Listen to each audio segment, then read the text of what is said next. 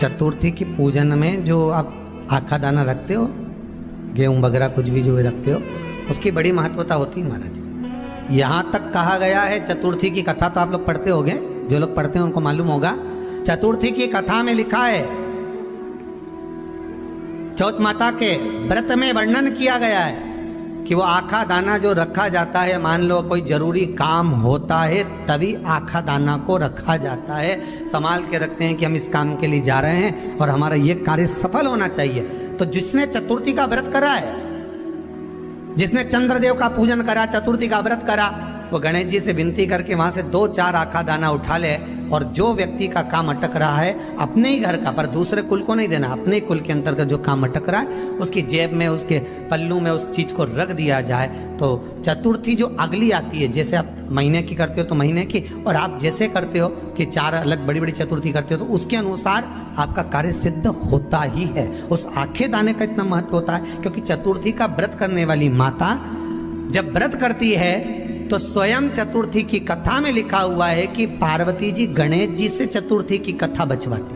तो चतुर्थी की कथा जब होती है तो उसको स्वयं गणेश जी बाच रहे हैं। तो व्रत कौन सुन रही है? माता पार्वती। और आपने जो आखा दाना लिया वो गणेश जी के भाव से लिया, गणेश जी से निवेदन करके, विनय करके, प्रार्थना कर उसको प्राप्त किया। तो जिनकी यहाँ संपदा की कमी होती है, वैभव की कमी होती है, लक्ष्मी की कमी होती है, प्रतिष्ठा की कमी होती है, धन की कमी होती है, उसके लिए बुधवार के दिन अगर शंकर पर 1 लोटा पानी चढ़ाया जाता है तो जिन लड़कियों का विवाह नहीं हो रहा, जिन बच्चों का विवाह नहीं हो रहा, उन बच्चों के भी विवाह हो जाते हैं। हमारा वृद्धि से मतलब होता है जिस कन्या या वर का विवाह नहीं होता, 40 साल हो गए या 30 साल हो गए, या जब 28 के बाद में लड़का लड़की क्रॉस हो जाए कि 29 में, 30 में, 32 में, 34 में, 40 तक पहुंच गए और विवाह नहीं हो रहा है, तब बेलपत्री के जो पेड़ होता है, वृक्ष होता है, उस वृक्ष की जो डाली होती है, उस डाली के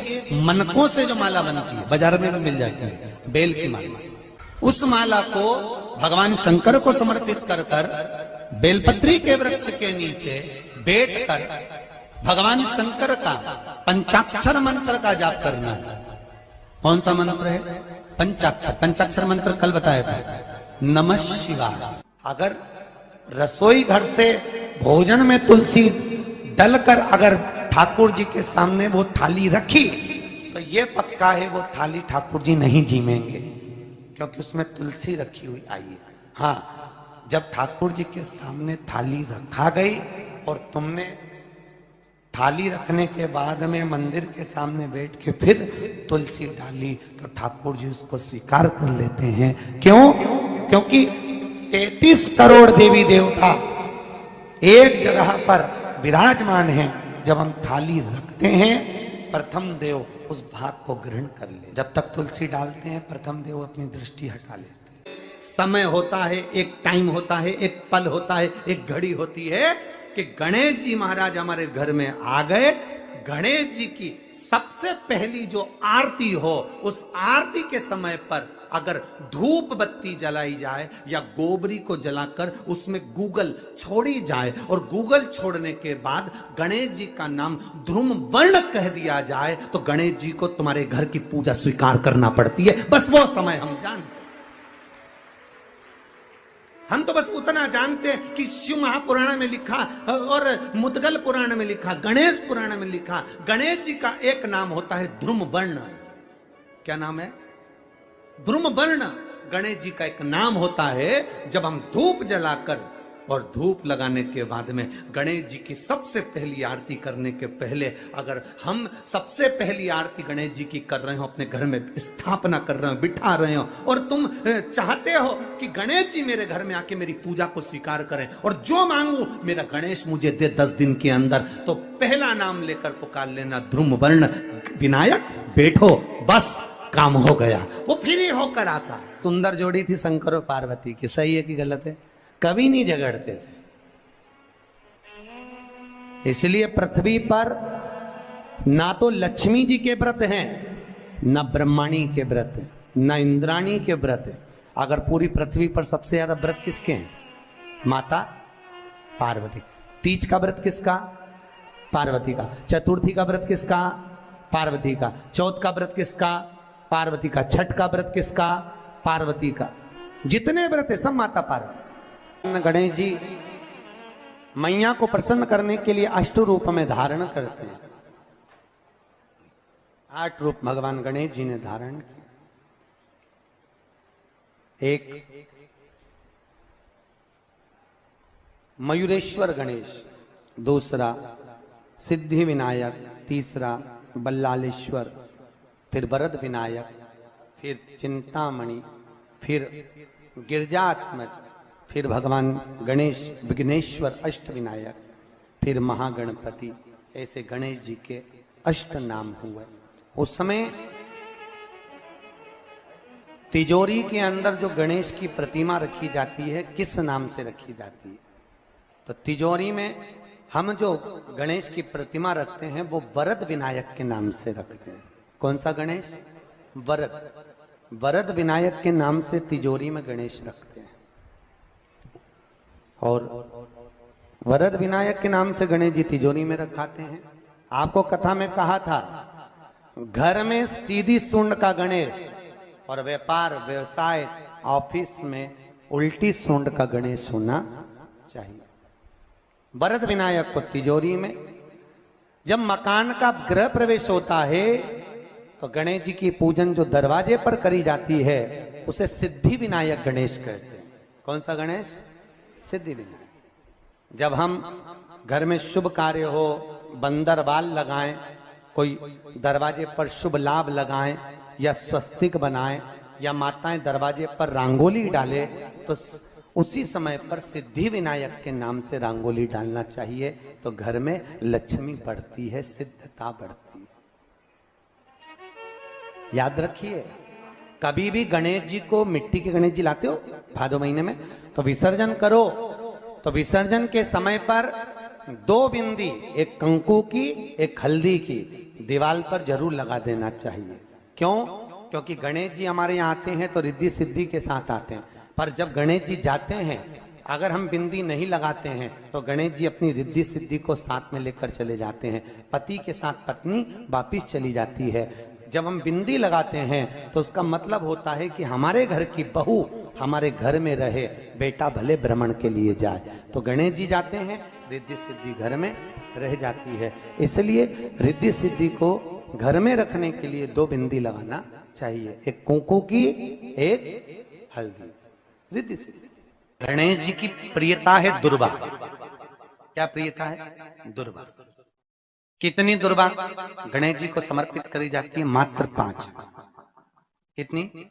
आज के जमाने में लोग गट्ठा बनाकर चढ़ा दें, वो अपनी जगह पर। 5 दुर्वा पंचम इंद्रियों को वश में करने के लिए और भगवान के 5 जो स्वरूप हैं उनको अपने भीतर उतारने के लिए 5 दुर्वा। और दुर्वा में भी 3 गांठ। जब दुर्वा समर्पित करी जाती है तो उसमें नीचे दुर्वा की डंडी पर गांठ रहती है, 3 छोटी छोटी गांठें होना चाहिए। चतुर्थी का जो व्रत करने वाली होती हैं, जो चतुर्थी का पूजन करने वाली होती हैं, उनके भीतर का एक भाव होता है कि जैसे ही शाम का समय आए चंद्रदेव का पूजन करें। चंद्र जब प्रकट हो जाए, कलश भर लिया, उसके नीचे आखा दाना रख दिया, चावल गेहूं जो भी आप रखते हो पूजन के लिए, ऊपर पात्र आदि रख दिया, जलाशय, फिर अपन ने घी का दिया लगाकर पूजन भी कर ली। तो जो चतुर्थी का पूजन करने वाली होती है, जो चतुर्थी का नियम व्रत धारण करने वाली होती है, बड़ी बड़ी चतुर्थियां करती हैं या उसका नियम धारण करती हैं, तो चतुर्थी का जो पूजन करती है वो किस चीज के लिए होता है? केवल संतान, पुत्र, परिवार, हमारा कुटुंब, हम जिस कुल में हैं, हमारा कुल वैभव की ओर बढ़े, संपदा की ओर बढ़े और उसकी आयु बढ़े, उसकी आयु बढ़े, वैभव बढ़े। बहुत ध्यान दीजिएगा महाराज। चतुर्थी की पूजन में जो आप आखा दाना रखते हो, गेहूं वगैरह कुछ भी जो रखते हो, उसकी बड़ी महत्वता होती है महाराज। यहां तक कहा गया है, चतुर्थी की कथा तो आप लोग पढ़ते होंगे, जो लोग पढ़ते हैं उनको मालूम होगा। चतुर्थी की कथा में लिखा है, चौथ माता के व्रत में वर्णन किया गया है कि वो आखा दाना जो रखा जाता है, मान लो कोई जरूरी काम होता है तभी आखा दाना को रखा जाता है, संभाल के रखते हैं कि हम इस काम के लिए जा रहे हैं और हमारा ये कार्य सफल होना चाहिए। तो जिसने चतुर्थी का व्रत करा है, जिसने चंद्रदेव का पूजन करा, चतुर्थी का व्रत करा, वो गणेश जी से विनती करके वहां से 2-4 आखा दाना उठा ले, और जो व्यक्ति का काम अटक रहा है अपने ही घर का, पर दूसरे कुल को नहीं देना, अपने ही कुल के अंतर्गत जो काम अटक रहा है उसकी जेब में, उसके तल्लू में उस चीज को रख दिया जाए, तो चतुर्थी जो अगली आती है, जैसे आप महीने की करते हो तो महीने की, और आप जैसे करते हो कि 4 अलग बड़ी बड़ी चतुर्थी करते हो, तो उसके अनुसार आपका कार्य सिद्ध होता ही है। उस आखे दाने का इतना महत्व होता है क्योंकि चतुर्थी का व्रत करने वाली माता जब व्रत करती है तो स्वयं चतुर्थी की कथा में लिखा हुआ है कि पार्वती जी गणेश जी से चतुर्थी की कथा बचवाती। चतुर्थी की कथा बाची किसने थी? स्वयं गणेश जी महाराज ने। और सुनी किसने थी? माता पार्वती। बाचने वाले गणेश जी थे, सुनने वाली माता पार्वती थी। तो चतुर्थी की कथा जब होती है तो उसको स्वयं गणेश जी बाच रहे हैं, तो व्रत कौन सुन रही है? माता पार्वती। और आपने जो आखा दाना लिया वो गणेश जी के भाव से लिया, गणेश जी से निवेदन करके, विनय करके, प्रार्थना कर उसको प्राप्त किया। जितने आस्था चैनल पर कथा सुन रहे हो, जितने फेसबुक और यूट्यूब पर सुन रहे हो, और जितने इस छत्तीसगढ़ की पावन धरा पर बैठकर सुन रहे हो, बहुत सावधानी से सुनना।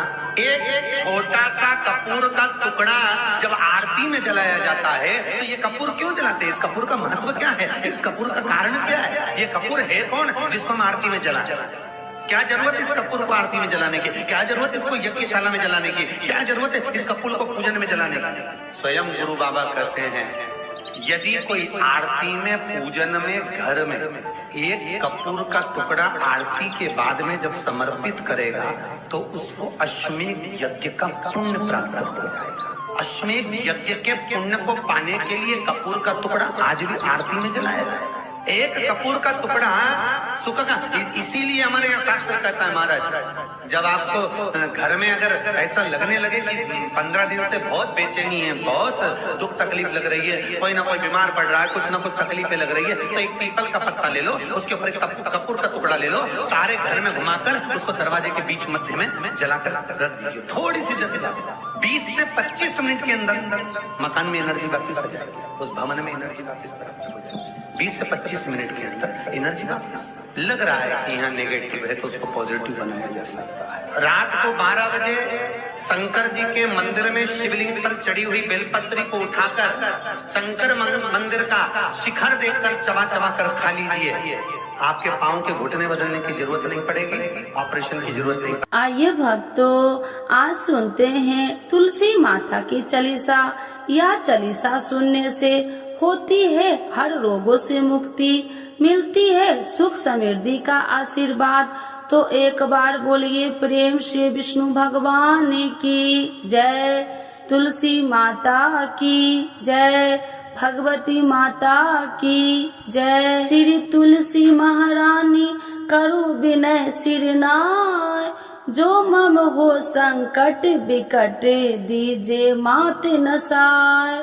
नमो नमो तुलसी महारानी, महिमा अमित न जाए बखानी।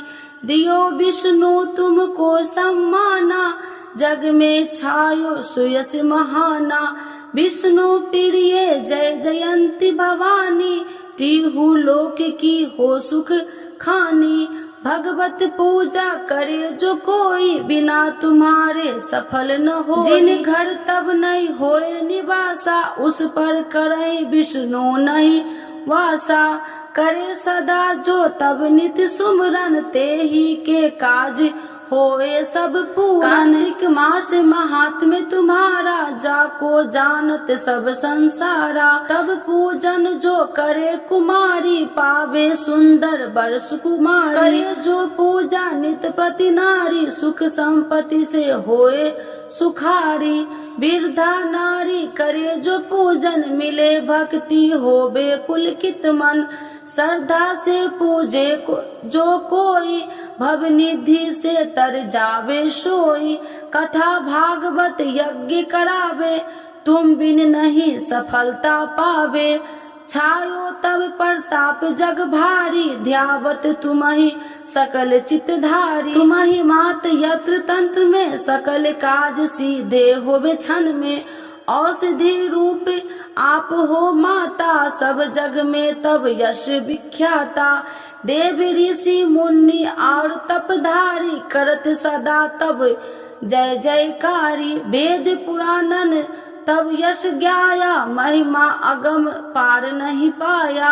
नमो नमो जय सुख कारिणी, नमो नमो जय दुख निवारिणी। नमो नमो सुख संपत्ति देनी, नमो नमो अख काटन छेनी। नमो नमो भक्तन दुख हरनी, नमो नमो दुष्टन मद छेनी। नमो नमो भव पार उतारिणी, नमो नमो परलोक सुधारिणी। नमो नमो निज भक्तन उबारिणी, नमो नमो जन काज सवारिणी। नमो नमो जय कुमति नशावनी, नमो नमो सब सुख उपजावनी। जयति जयति जय तुलसी माई, ध्याऊ तुमको शीश नवाई। निर्जन जानी मोहि अपनाओ, बिगड़े काज आप बनाओ। करूँ विनय मैं मात तुम्हारी, पूर्ण आशा करूँ हमारी। शरण चरण कर जोड़ी मनाओ, निस दिन तेरे ही गुण गाऊं। करहु मात यश अब मोह पर दाया, निर्मल होए सकल मम काया। मांगू मात या बर दीजे, सकल मनोरथ पूर्ण कीजे। जानू नहीं कुछ नेम उचारा, क्षमहु मात अपराध हमारा। 12 मास करे जो पूजा, ताशम जग में और न दूजा। प्रथम ही गंगा जल मंगवावे, फिर सुंदर स्नान करावे। चंदन अक्षत पुष्प चढ़ावे, धूप दीप नैवेद्य लगावे। करे आचमन गंगा जल से, ध्यान करे हृदय निर्मल से। पाठ करे फिर 40 की, स्तुति करे मात तुलसी की। यह विधि पूजा करे हमेशा, ताके तन नहीं रहे कलेशा। करे मास कार्तिक का साधन, शोभे नित्य पवित्र सिद्ध होई जाई।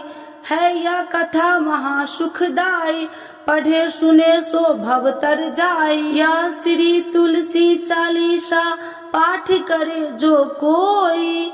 गोविंद सो फल पावही, जो मन इच्छा होई। तो एक बार बोलिए प्रेम से विष्णु भगवान की जय, तुलसी माता की जय, भगवती माता की जय, सर्व देवी देवताओं की जय।